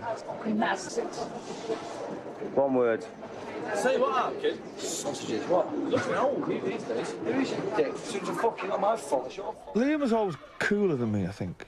He had a better walk, and clothes looked better on him, and he was taller, and he had a better haircut, and he was funnier. Liam clearly would have liked to have had my talent as a songwriter. No, that's not me. You look as old as I am. What's all that about? And there's not a day go by where I don't wish I could rock a parka like that man. He's 5 years younger than I am. That's what it's about. Come on, Diane. Yeah, that's what it's about, man. I know Noel thinks I'm brilliant. We didn't need to pat each other on the back and go, oh, you're great. Me and him were like telepathic, you know what I mean? Kiss for the camera. There was a period where he was the greatest singer in the world. Added to that, the greatest frontman. Added to that, he was a fucking good-looking boy as well. They were the magic years, you know. The trick is keeping that shit going. What was all that about Liam walking off the stage or something? What happened there? He does it all the time, though. He does it. It's part of the show. Yeah. It never dawned on me to be a singer until he started walking off stage in the middle of gigs, and it's kind of like, oh, fucking hell, you know, I've got another 40 minutes left here. Someone better do something. I can't be singing the songs for you because it's all fucked, you know what I mean? Sorry, you know what I mean, but I can't sing it.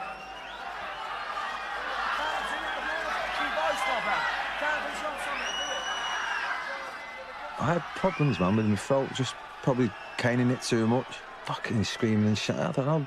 Singing them songs the way I sing them is like being in a boxing match. It takes its wear and tear. You know what I mean? And of course, what happened 9 times out of 10 was I'd take over.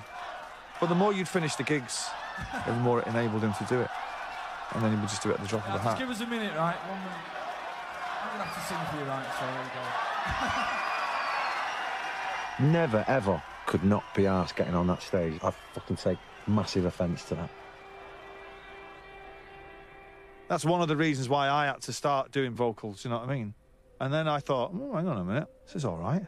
That girl's staring at me, that's even better. I wonder what, actually, you guys have been doing for a while. Noel's been doing it acoustically. Yeah. How did that come about?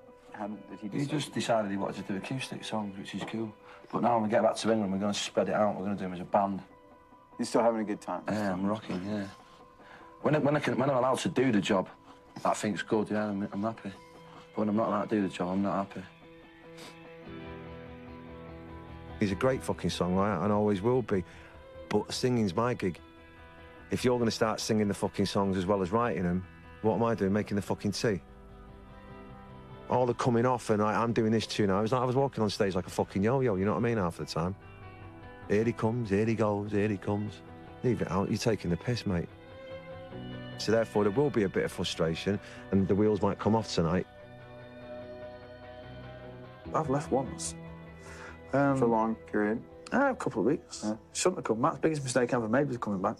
Because Morning Glory would have been my first solo album, and I'd have had all the fucking money. Yeah, I mean, yeah, our kids left on a couple of occasions. I've been sacked on a couple of occasions, actually, and yeah. But no, I suppose... How does that work? 4/5 a vote sort of thing? Oh, no, I'll just sack him. Oh. You, out. Noel said in the music papers the other day about only a couple more records. About him leaving the band. I feel he's got loads and loads of albums left inside him, and us as a band have got loads and loads of gigs to do and things to do and can make them. You know what I mean? I don't feel no way of splitting up. I'm not into that at all. But if he feels it, then he feels it. You know what I mean? A good slap down the jaw, man, will change his mind. This is yet another song with shit lyrics. Wonderwall.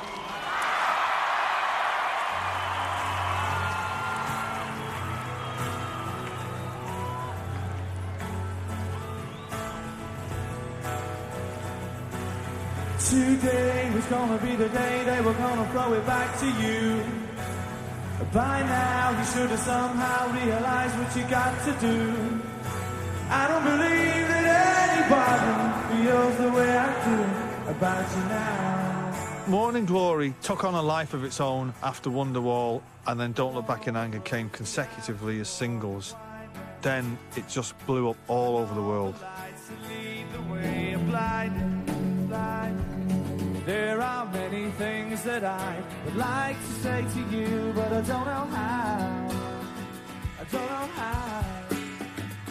Except maybe you're gonna be the one. The songs on that record, they're extraordinary songs. And they're not extraordinary songs because of anything that I did. I only wrote them, and we only played them.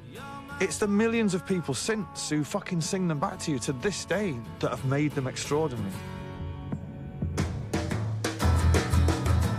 Today was gonna be the day, but they'll never throw it back to you. By now, you should have somehow realized what you're not to do.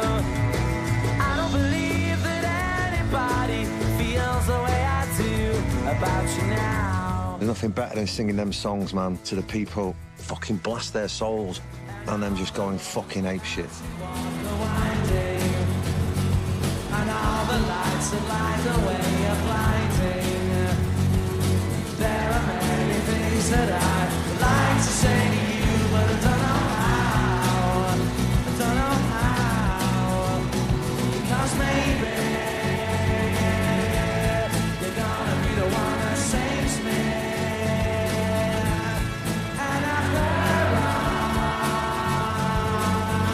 you're my wonderwall.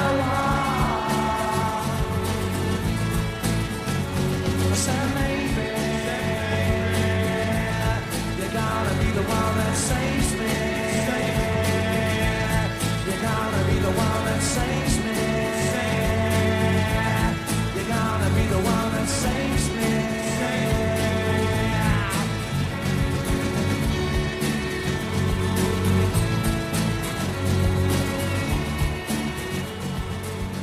Main Road and the streets surrounding it really are stone's throw from where I was born. That really was a homecoming gig, you know, it was, for all of us.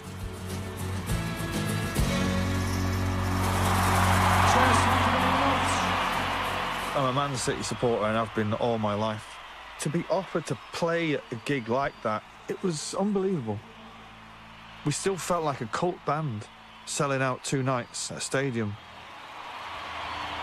The greatest band in the world, the greatest bands in the world. Good night. I remember sitting in a box on my own, watching the stadium empty with the floodlights on, trying to appreciate it, thinking, where does it go from here? But then almost immediately, bang, you're into a party. Still to come, it's gone 13 times platinum. It charted a year ago today. Is it the greatest album ever written? I think it is fair to say that What's the Story, Morning Glory, is probably one of the biggest selling albums of all times. Without doubt, the biggest band around in Britain at the moment is Oasis, the fastest selling album of the decade. What, you ask me if I'm happy?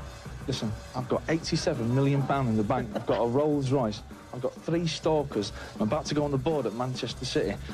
I'm part of the greatest band in the world. Am I happy with that? No, I'm not! I want more!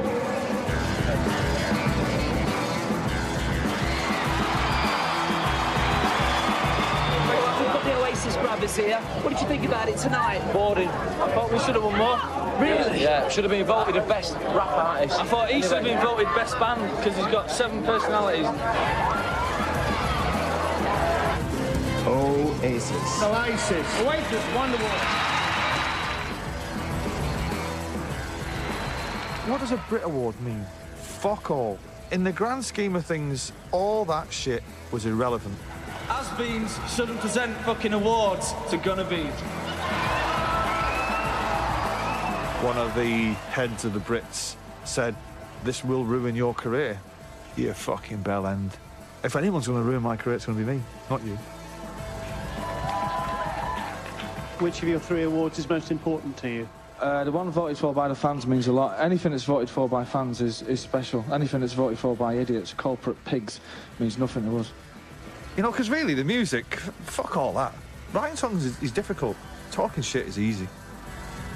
When I do an interview, I'm there to be a fucking gobshite and to cause as much fucking trouble as possible.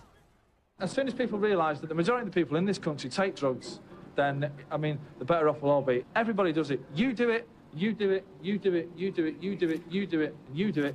He doesn't do it. Because he's a Buddhist. You know, it's like getting up and having a cup of tea in the morning. Is as common as having a cup of tea. He was immediately condemned by politicians, with one minister calling him a spoilt brat. The press lapped that shit up because no one had ever come along that was even remotely like us. We were the biggest band in the country, and we didn't give a fuck. I was asked a question, I gave my opinion. There's nothing that them or anybody else can do about it. We don't really care what they write about us in the press, as long as we're on the cover. They can write anything they want about us inside, but as long as we're on the cover, they don't matter. It'd do your head in sometimes when they're writing shit about you and that, and fucking outside your house and stuff, but that's what I signed up for, you know what I mean? Liam, can we have a big picture? Liam! You know the story, it's in the papers, that's what's going on. Second to the singing was being the ultimate #1 fucking rock star in this fucking country, and that's what I was. I remember going to the pub some days at like 11 o'clock. By 12:30, people would be dancing on the tables and snorting cocaine, you know what I mean? You'd be like, fucking hell, they're going for the fucking pint and I read the paper, and now fucking all hell's broke loose, you know what I mean? It did make life quite difficult, though. The day that it steps over into the tabloids and then stays there for years, then you've gone to the dark side, and then the clock is ticking then. It had been billed as one of the most sensational trials in pop music history. Tony McCarroll, the drummer sacked by Oasis, going to court in search of a multi-million-pound slice of the band's annual earnings. When shit like that starts happening, you do start thinking, oh, the fun's taken out of it. You start a band with the best intentions of just trying to get a big telly and a fit bird, and the next thing is everybody's hovering around you with leather man bags full of shit for you to sign. How did it get to this? And that was the change. Your mates have been slowly discarded to the side. It's a business now you're in. The people behind the scenes were determined to make it a brand. It was even hard to get on the guest list some days. At this point, the dynamic has changed that much. It's now in the hands of the industry. And I think the spirit of any band rapidly disappears, and it's all about the money. Here we have Mr. Mark Coyle, sat looking rather subdued in the corner. Can you say that a little more graphically? Thank you. And here we have... always chipper in the morning, this young man. Can't get the bastard down. We tried several times. We've put monkeys on his back, a cement mixer once, and we still couldn't get the bastard down. Look at that kipper. When you're in a bubble, sometimes you need a bit of guidance, don't you? It felt like all the people that were with us at the beginning kind of getting pushed out a bit. I think the best times are when everybody is together and that gang is out on the road. They're the best of times, doing them little gigs. It does lose something when, you know, the industry grabs a hold. I do recall Mark coming up to me and saying, I don't think I can do it anymore. People were regularly coming into the dressing room going, fucking hell, that was loud. I went to see a doctor with my ears, got ringing ears. The doctor says to me, stop doing this because you will go deaf. So I left. And that was the end of my live life. I'd had enough as well, I think. I think he said to me in the past he thought it got a bit too big for him. I really admire him for that. I think it was a bit more than that. I think it's just getting a bit too corporate for him. You know, one minute you're fucking hanging with your mates, having the crack, but when management come into it, it changes, doesn't it? If anybody was a fifth member of that band, it was Mark. Yeah, and he made me a little bit sad that he wasn't going to be on tour anymore. Soon after, Phil Smith quit. I still can't work out what was going through his fucking head at the time. In the early days, it was the 5 band, Coyle and Phil. That was it. Yeah, it's a shame that he wasn't around. But it's not the end of the fucking world. Beginning of a new world, you know what I mean? The machine goes on, and the band goes on. I'm not getting in the way of that. Walking away from that, I'll never get over that. But it was the right thing to do.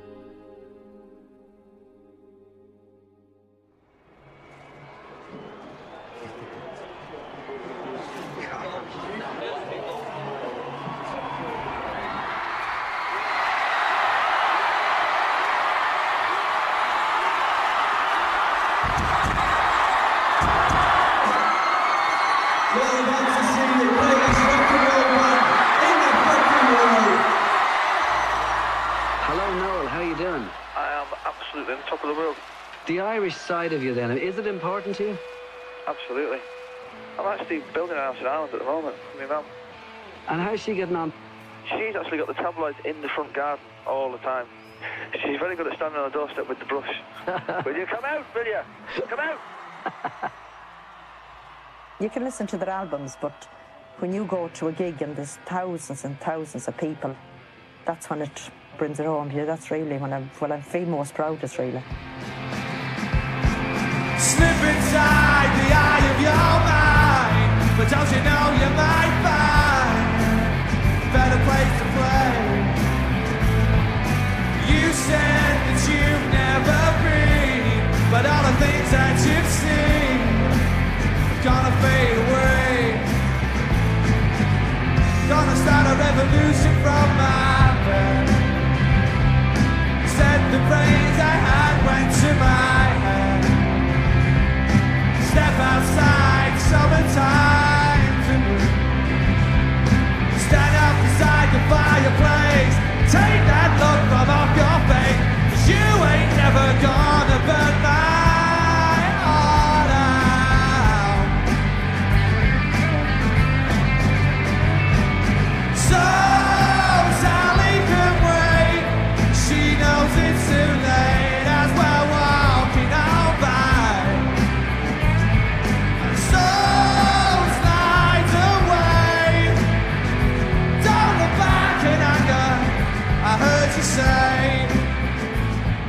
I remember those gigs at the Point being like wildly emotional. It was breathtaking, the kind of energy and the vibe in the room. My soul's nights away. But don't look back in anger. Don't look back in anger.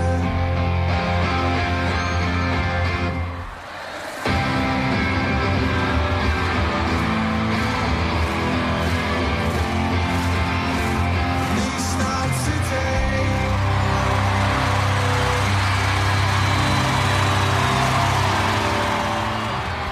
It's that immigrant thing, isn't it? It's that sense of identity. Ireland saw them as their own. I mean, everybody was in such a good mood. So we got back to the hotel, right? So there was loads of us in this bar. That hotel was fairly public, because Ireland didn't really have security around rock bands them days. Anyone could walk in off the street. My dad, we'd seen him skulking around, and I thought, where the fuck is this going on? Someone turned around and said, "The old fella's over there with a journalist, trying to get something going." And I was about to kill him. Oh, that was awful, that. I couldn't believe that that happened, because it really spoiled their night. There was a scene. I was trying to take the dignified approach. Fuck him, do you know what I mean? It doesn't mean anything to me anymore. We were better than that. Noel was saying to Liam, do not react. He's at one end and Noel and Liam at the other, and Liam's going, I'm going to fucking kill him. And that's when they'd lock the horns. Don't fucking react, you're not going to react, you know. I was fucking steadfastly not going to get involved. Do you think Liam was a little bit upset? To give Noel his due credit, he contained Liam, because Liam would have gone for him. And Noel protected his brother, got him out of there, because they were obviously looking for, you know, the big fight. I probably got calmed down by our kid, I think. It's just pathetic, you know what I mean, in front of the press with his son, you know what I mean? It's like, see you later, mate. Round about that time, there was a story every couple of fucking months. poor old fucking dad's trying to get in touch with his famous sons, but they don't want anything to do with him. All that bollocks. He had no intentions of making up with them. That was his last thought, but of course he got paid from the News of the World. And then, of course, it was all over the papers the next day. God. Thank you for phoning the News of the World's OASIS Family Reunion line. It was the first conversation that the estranged father and son had in years. Hello? Hello? Liam? Yeah? Your dad? Yeah? How are you keeping? All right, how are you? We're up for the concert, we couldn't get tickets. Yeah, you're not going to get tickets. I catch you walking around the lobby in this hotel. You're like, oh, right, see you later.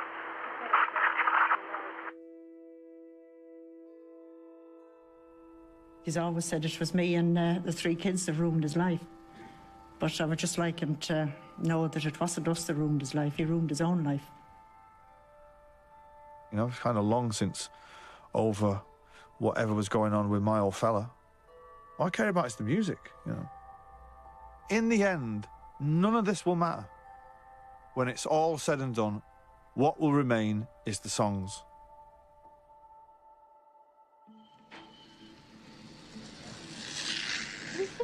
I remember Marcus Russell saying to me, because we book these big gigs just while they can. Fucking Nebworth, bigger. I imagine a fucking load of money involved. So you know, and it's like a fucking truck running down a hill. It's burning, and the wheels are fucking falling off. But everyone's going, it's fucking brilliant. So I don't know when it's going to end, Owen. Somebody suggested that the next thing we should do should be these things at Nebworth. They didn't really have much significance to me. But, you know, somebody's only got a whisper in my ear. Oh, these are the biggest gigs of all time. And like, yes, well, that's me, yeah. You've just sold it to me. Thank you very much. The giant stage lies dark and silent. Tomorrow, that'll be the focus for 250,000 people. Do you know, over 4% of the population applied for tickets for Oasis? 4% of the population. In just over 3 years, Oasis will have gone from being a new signing to one of rock's true giants. You know, everyone was taking a big leap of faith that we were going to sell these shows out. And the first one, I think, went on sale and it, sold out in, minutes. As if by magic, the son's got his hat on. Hey! The idea was put to us, we should put another 2 nights on sale immediately.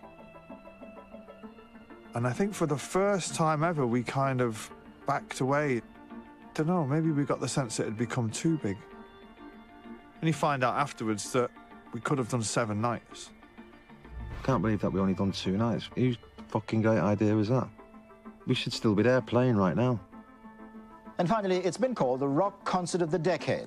250,000 rock fans at Nebworth in Hertfordshire. In a few hours, the hype becomes reality when Oasis take to the stage. John, describe the scene for us.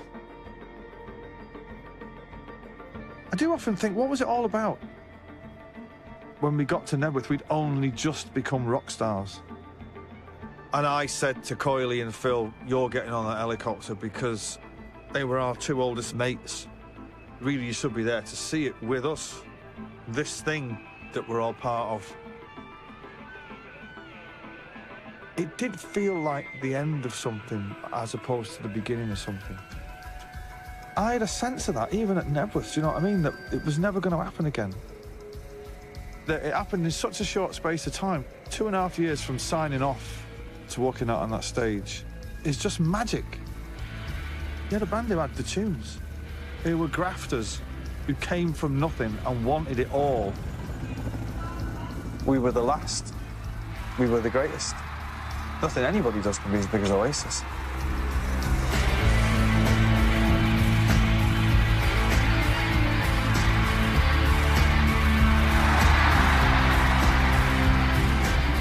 It would never get repeated. Not because we were great or better than anyone else, just because we didn't actually give a flying fuck. We've definitely got a table upstairs with the big boys, whether they like it or not. It was the pre-digital age. It was the pre-talent show, reality TV age. Things meant more. It was just a great time to be alive. Never mind a great time to be in Oasis. We were about to enter into a celebrity-driven culture. And I've always thought that it was the last great gathering of the people before the birth of the internet. It's no coincidence that things like that don't happen anymore. 20 years ago, the biggest musical phenomenon was a band that came from council estates. I just think in the times in which we live, it would be unrepeatable. We should be worried about that, because where is it going to be 20 years from now?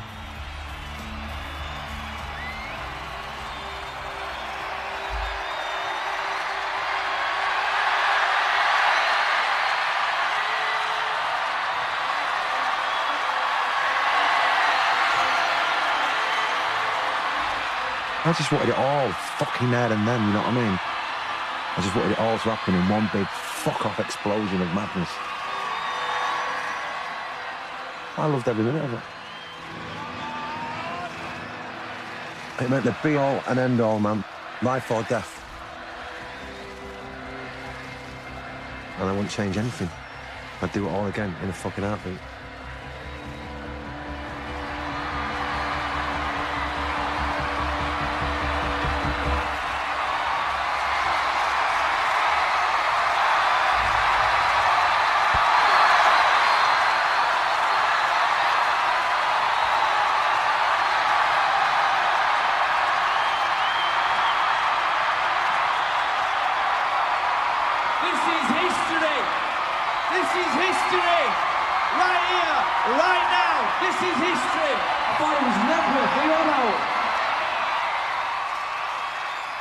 That was my life. That band was my life. So it went above and beyond anything I ever imagined. That was the pinnacle for me. It was like, what the fuck do you go from there? Supernova.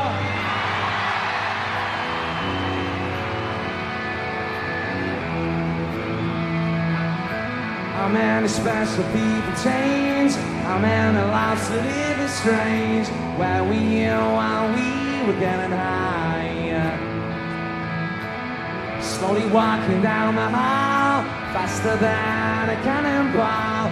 Where were you while we were getting high? Someday you will find me caught beneath the landslide in a champagne supernova in the sky. Someday you will find me caught beneath the landslide in a champagne supernova, a champagne supernova in the sky.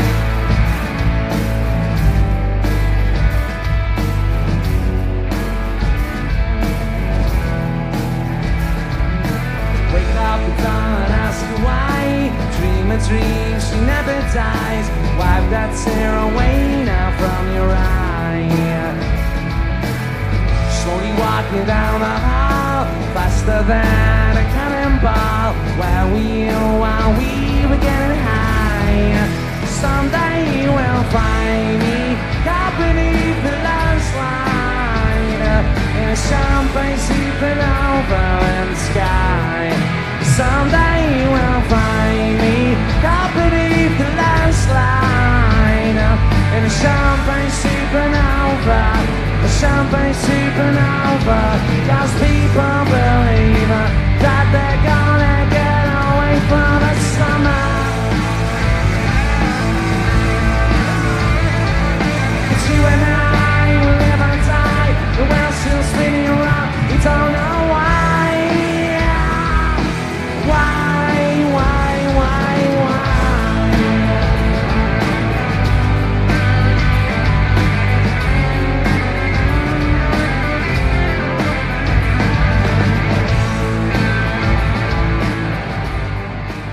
It felt fucking biblical, man. It was a miracle that we even got there. It was everything and more than I asked for. Yeah, we felt untouchable, man. Supersonic even.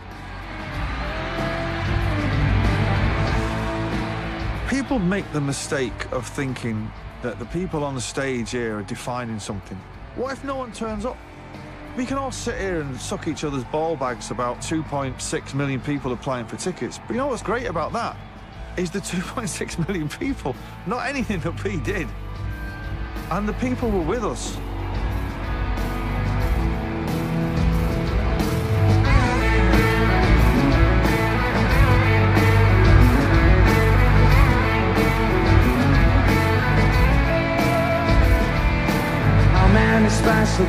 change. Our mental lives are living strange. Where we are while we were getting high. We were getting high. My attitude then was more, give me more, give me more. Now, looking back, I honestly think we should have just went, thank you, every one of you, for getting us here. We were Oasis, and good night, and walked off. We should have. We should have disappeared into a puff of smoke. But, you know, it was my idea to keep going because I keep on fishing for it, do you know what I mean? And I'm an addict. Well, that's what shit kickers do. They ride it till the wheels come off. Just because you can't get any bigger or any higher, don't mean to say you can't keep doing it, you know what I mean? Just because you kiss the sky, give it a fucking love bite.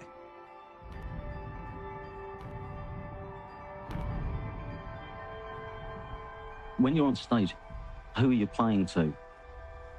On stage, when he turns to me and I turn to him and like we just both look at each other, everything just clicks and it just like transcends music.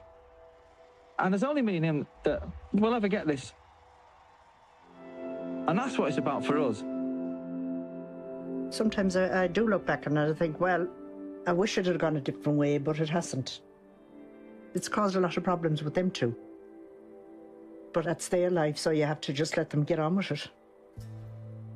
I get where she's coming from, because obviously me and our kid ain't got a relationship anymore, but who's to say if we'd have been a pair of fishmongers, we'd have still slapped each other with a bit of trout every now and again. I guess it's like a fight. We were kind of like fucking Mike Tyson band, you know what I mean? We just come in fucking blazing, knocking everyone out. We were never going to do 10 rounds, and it was never going to get to point.